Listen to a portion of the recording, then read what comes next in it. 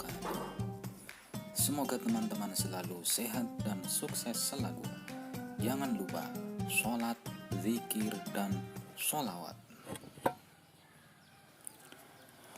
4 malaikat ketika sakit.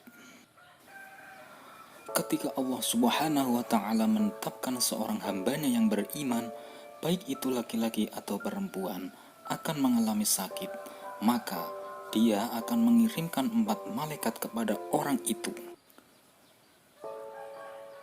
Malaikat pertama diperintahkan untuk mengambil kekuatannya, maka orang itu menjadi lemah, tidak seperti biasanya.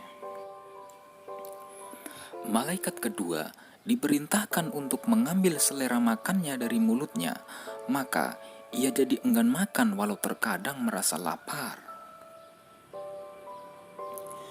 Malaikat ketiga diperintahkan untuk mengambil kecerahan wajahnya, maka orang-orang di sekitarnya akan melihat bahwa ia sangat pucat. Dan malaikat keempat diperintahkan untuk mengambil dosa-dosanya, maka ia terbebas dari dosa kecuali dosa yang berhubungan dengan hak-hak manusia. Ketika Allah Subhanahu wa Ta'ala menghendaki hamba beriman itu sehat kembali, maka Allah memerintahkan malaikat pertama untuk mengembalikan kekuatannya, dan ia akan berangsur kuat kembali.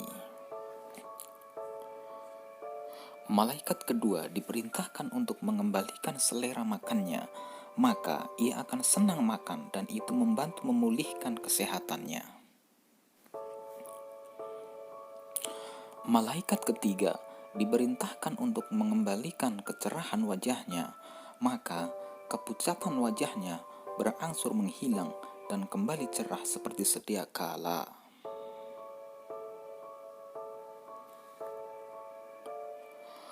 Tiga malaikat itu telah selesai melaksanakan tugasnya dan tidak lagi membawa beban apapun.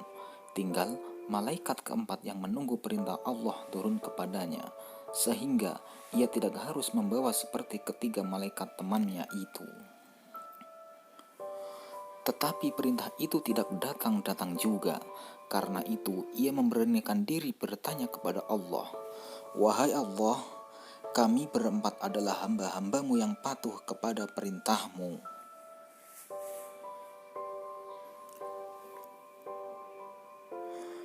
Mereka bertiga telah engkau perintahkan untuk mengembalikan apa yang mereka ambil. Mengapa tidak engkau perintahkan aku untuk mengembalikan apa yang aku ambil dari hambamu itu?" Allah Subhanahu wa Ta'ala berfirman, "Kemuliaan yang aku miliki tak pantas membuatku menyuruhmu untuk mengembalikan dosa-dosanya setelah aku membuatnya kepayahan karena sakit yang dialaminya."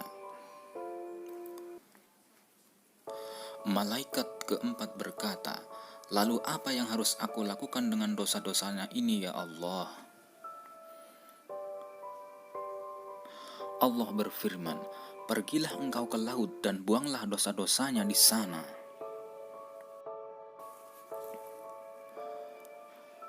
Malaikat keempat segera turun ke laut dan membuangnya di sana, dan ia terbebas dari beban sebagaimana ketiga malaikat temannya. Kalau dalam sakitnya itu sang hamba mukmin meninggal, maka ia akan pergi menuju akhirat dalam keadaan suci tanpa membawa dosa-dosanya. Tentulah dikecualikan dosa-dosa yang berhubungan dengan hak-hak anak Adam lainnya. Hal ini mungkin salah satu penjabaran dari sabda Nabi Shallallahu Alaihi Wasallam, sakit panas sehari semalam adalah pelebur dosa-dosa setahun. Dalam riwayat lainnya, Nabi Shallallahu Alaihi Wasallam menjelaskan bahwa ketika seorang hamba mukmin sakit dan ia tidak bisa mengerjakan amalan-amalan istiqomah yang biasa dia lakukan waktu sehat, maka Allah Subhanahu wa Ta'ala memerintahkan malaikat mencatat pahala dari amal-amal kebaikan tersebut untuknya, walau ia tidak bisa mengerjakannya karena sakit yang dideritanya itu. Tentulah semua itu bisa terjadi jika sang hamba mukmin tersebut sabar dan ridho dengan kehendak Allah kepadanya.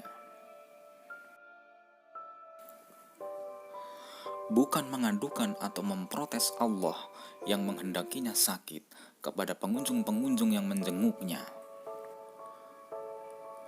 Dalam keadaan sakit tersebut, seharusnya lah seorang hamba melakukan ikhtiar untuk berobat atau ke dokter, tetapi tidak boleh meyakini bahwa obat atau dokter tersebut yang menyembuhkan penyakitnya.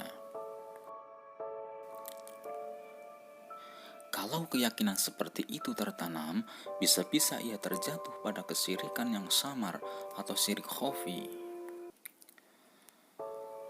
Karena sesungguhnya lah hanya Allah Subhanahu wa Ta'ala yang berkehendak menyembuhkan, sebagaimana hanya Dia pula yang menghendakinya menjadi sakit.